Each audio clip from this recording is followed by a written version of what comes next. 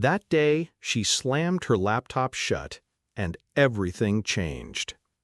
This is the story of a teenage girl drowning in the digital world. A girl who lived online so much she forgot how to live offline. Until one moment snapped her out of it. And maybe it can do the same for you. Let's get started. I checked my phone many times a day. I thought I was productive. But then came the panic attack, and I realized I was drowning in digital noise. That day, I slammed my laptop shut, and everything changed. Maya's life was screen deep. The blue glow of her laptop wasn't just the last thing she saw each night. It was the world she lived in. Her phone wasn't a tool anymore. It was an extension of her nerves. It buzzed constantly with messages, updates, requests, reminders, each one a tiny demand chipping away at her mind. She worked in tech marketing, a fast-paced digital jungle. Her daily routine was a blur of Slack messages firing like popcorn, emails piling up like a tidal wave, and social feeds spiraling endlessly on her second monitor. Notifications erupted non-stop, each one a digital flare. Even in silence, her mind buzzed with phantom pings. Evenings melted into late nights, hunched over glowing screens. The woman who once sketched in cafes and hiked trails now lived in a glow-lit cage, drowning in false urgency. But the breaking point didn't come in a dramatic crash. It came on a random Tuesday. Maya was staring blankly at a spreadsheet. The numbers stopped making sense. Then came another pang, one more urgent message. Her breath caught, her chest tightened, her hands trembled, a cold sweat broke across her neck. She slammed the laptop shut. The sudden silence was deafening.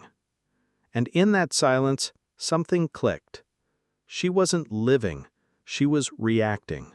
Surviving, and slowly falling apart.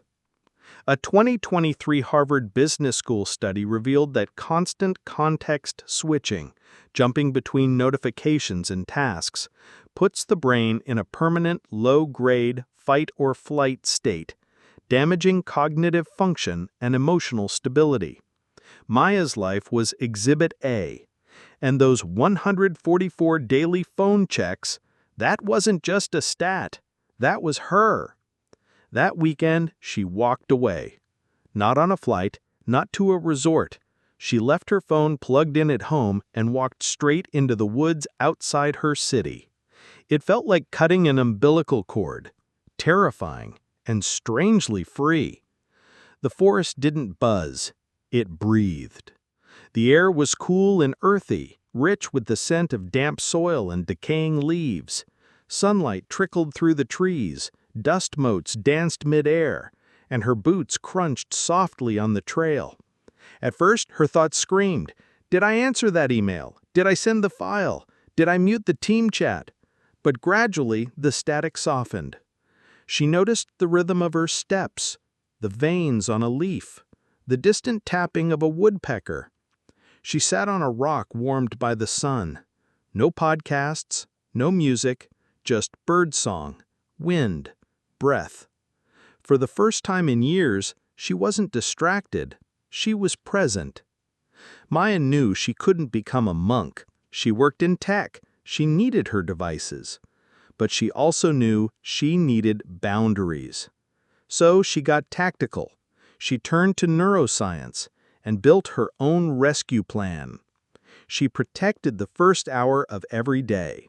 No screens, no news, no inbox. Instead, she stretched. She brewed real tea and watched the leaves swirl. She journaled 3 small things she was grateful for. She sat by the window and watched the light change. This gave her prefrontal cortex, the brain's thinking center, time to fully boot up before digital chaos hit. It set the tone for clarity. She silenced everything non-critical. No badges, no banners, no buzz. Only her direct team could reach her. The rest had to wait. Her phone's home screen became a calm, clean photo of a forest.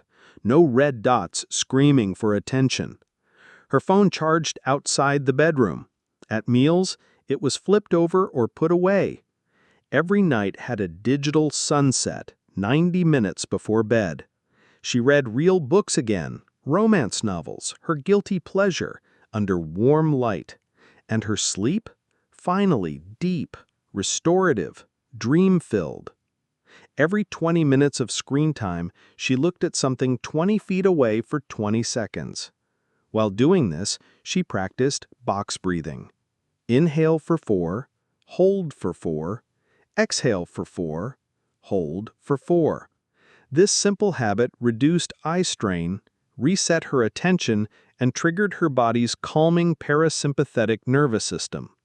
She also anchored her day with tiny moments of stillness, washing her hands mindfully, feeling the warm water, noticing the smell of soap, breathing deeply while waiting for a file to download, closing her eyes and listening to one full song without touching her phone. It wasn't a total escape, but it was a return to her body, her breath, her life. And now when she does pick up her phone, it's not to run from silence. It's just a tool, not a master. The panic is gone, the presence is back. And Maya, she's finally home.